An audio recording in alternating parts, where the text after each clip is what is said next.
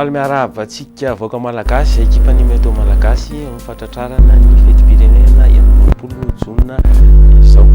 Raha momba ny toetrandro moa dia azo hery indray ilay anticyclone zay ato atsimon'ny Madagasikara ato vokatra izay dia tsoka somary mafimafy indray fitsokony rivotra saika manerana ny nosy izany. Raha momba ny any an-dranomasina indray dia mafy hatrany ny fitsokony rivotra raha ty amin'ny tendrony avaratry nosy toraka izany koa aty amin'ny motsiraka atsinanan'ny nosy sy aty amin'ny motsiraka atsimo andrefana. Ny onja moa dia ahery hatrany raha amin'ny motsiraka Madagasikara ankoatran'ity motsiraka avaratra andrefana iny. Fa raha ny vinavinan'ny toetrandrontsika rapitso maraina dia toy izao izany.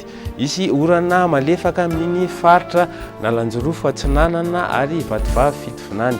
Andraona kosa ny andro amin'ny faritry Sava sy aty amin'ny faritra atsimo atsinanana, toraka izany koa amin'ny faritra Avoatany ary hoarana herika izany raha ny aty Avoatany manokana.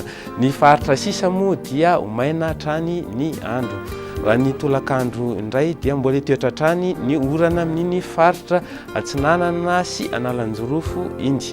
Andraona moa ny andro amin'ny faritry Sava, Vatovavy fitovinany ary atsimo atsinanana, toraka izany koa amin'ny faritra Avoatany ary hoarana herika izany raha amin'ny faritra Mangoro iny.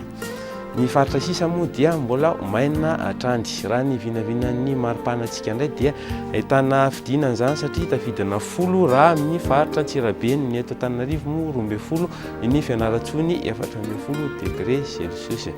Raha ny tolakandro indray dia nahitana fidinana koa ny maripanina ambony izany raha ny aty Avoatany izay vinavinaina ho tafidina 9 sy 12 raha ny aty Avoatany, fa eo amin'ny 13 degré Celsius eo hatrany no mafana indrindra izay amin'ny faritry Boeny sy Maevatanana iny. Raha ny toetrandro reto tanàn-dehibe reto indray dia toy izao izany.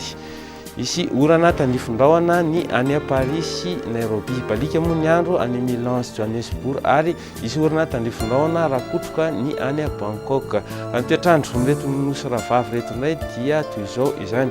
Isy orana malefaka any Maurice sy Comore, endrika tandrifondrahona moa izany ny any Seychelles ary balika ny andro any La Réunion. Izay indray ny afaka atolotra aminao zao alina zao fa dia manao fety sambatra daholo, veloma tompoko.